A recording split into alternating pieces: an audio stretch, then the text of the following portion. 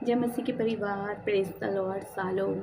मेरा विश्वास है कि आप जहाँ कहीं भी होंगे परमेश्वर में आनंदित होंगे। परमेश्वर का प्रेम, परमेश्वर की दया, परमेश्वर की शांति, परमेश्वर का अनुग्रह आपके साथ होगा।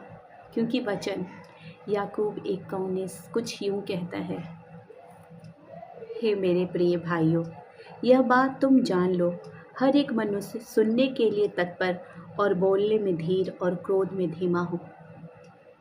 हाँ, आज संसार अपनी बातों को कहने के लिए लोगों के पास जाते हैं, पर लोग क्या करते हैं? उनकी बातों को सुनते नहीं। प्रभु का वचन कहता है, ये मैं नहीं कह रही हूँ प्रिय, कि जब कोई अपनी बात आपके पास लेकर आए तो आप सुनो।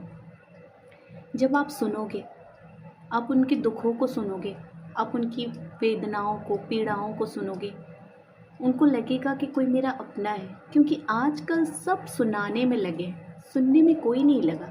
सबको कुछ न कुछ बताना है, लेकिन सुनना किसी को नहीं। लेकिन जब उन हज़ारों में आप होंगे जो सुनेंगे, आप उनकी दुखों को, उनकी पीड़ाओं को कम नहीं कर सकते, लेकिन आप उनके दुखों को, पीड़ाओं को सुनकर एक सांत्वना दे सकते हैं और परमेश्वर से प्रार्थना कर सकते हैं कि परमेश्वर आप उनकी दुखों में, उनकी पीड़ाओं में आप उनके साथ हो, उनकी मदद करें, उनको वो शांति दें, उनको बोझ से हटाएं। आप ऐसा कर सकते हैं, लेकिन इसके लिए ज़रूरी है कि आप सुने। जब आप सुनेंगे, आप उन लोगों में होंगे, हज़ारों की भीड़ में आप एक अकेले ऐसे होंगे जो किसी के दुख को सुन रहा होगा। आपको उन हज़ारों की भीड़ में खोना नहीं, क्योंकि हम वो भेड़ें हैं जिन्हें परमेश्वर ने चुना है। और जब हम किसी की दर्द को सुनते हैं, जब हम किसी की पीड़ा को सुनते हैं, तो हम उसे कम नहीं कर सकते, लेकिन हम उनके लिए प्रार्थना कर सकते हैं, क्योंकि प्रभु ने हमें चुना है इस कार्य के लिए। हम उस हज़ारों की भीड़ में से अपने आप को अलग करते हैं। हम उन लोगों में हैं जिसे प्रभु ने बनाया है अपनी महिमा के लिए। और आप प्रियो, जब कोई आपके पास आए तो आप उन्हें सुने और देखें कि वो क्या कह रहा है, वो क्या कहना चाहता है।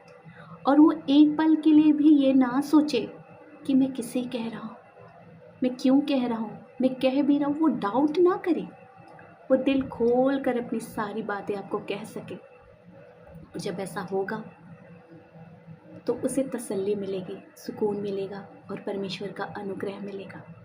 आप उनके दुखों को सुनकर फटाफट ख़त्म नहीं कर सकते, लेकिन आप उनके दुखों को सुनकर, जैसे रेगिस्तान में बारिश की एक बूंद जाती है और उस रेगिस्तान में उस बूंद से राहत होती है, वैसे ही आपका सुनना उस व्यथित व्यक्ति के लिए जो अपनी वेदनाएं, अपनी पीड़ाएं, अपनी बातें आपके पास लेकर आया है, उसे राहत मिलेगी, उसे अच्छा लगेगा, उसे सुकून का एहसास होगा, क्योंकि उसे कोई सुनने वाला नहीं है। वो अपनी बातें आपके पास एक उम्मीद लेकर आया है। और जब आप उसकी उम्मीदों पे खड़ा होते हैं, और आप खड़ा कैसे हो सकते हैं? जब आप उसे सुनेंगे, क्योंकि सुनने से उसे ऐसा लगेगा कि कोई है जो मुझे सुनता है।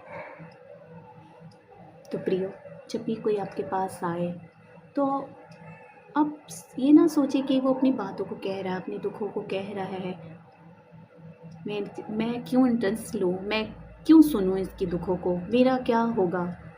नहीं प्रिय, आपको सुनना है, क्योंकि वचन कहता है, वचन यूँ कह रहा है, मैं नहीं कह रही प्रिय, प्रभु का पवित्र वचन, हमारे पवित्र शास्त्र में ये बात लिखी हुई है कि हे मेरे प्रिय भाइयों, यह बात तुम जान लो।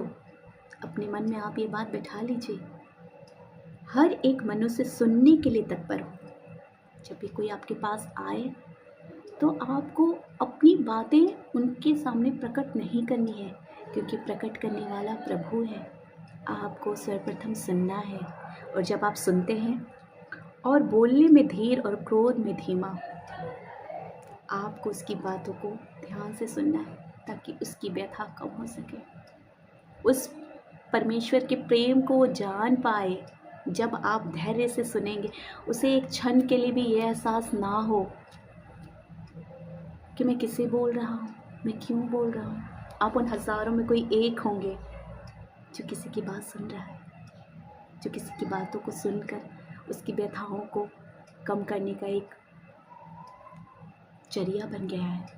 और आप प्रार्थना करिए उसके लिए, क्योंकि वो बहुत उम्मीद से, बहुत विश्वास से आपके पास आया है। और जब आप उसके विश्वास पे खड़े उतरते हैं तो आप अपने परमेश्वर के वचनों को पूरा कर रहे होते हैं, क्योंकि आप अपने परमेश्वर के विश्वास पे खड़े उतर चुके हैं। परमेश्वर आपको बहुत ब्लेस्ड करे, क्योंकि प्रभु का वचन जब पूरा होता है और जिसके द्वारा पूरा होता है, प्रभु उसके भर भर के आशीष देते हैं। परमेश्वर में निरंतर खुश रहिए, परमेश्वर के वचनों पे चलिए, क्योंकि प्रभु आपसे बहुत प्रेम करता है। प्रभु में सदा आनंदित रहिए। जय मसीह की। Praise the Lord. शालोम।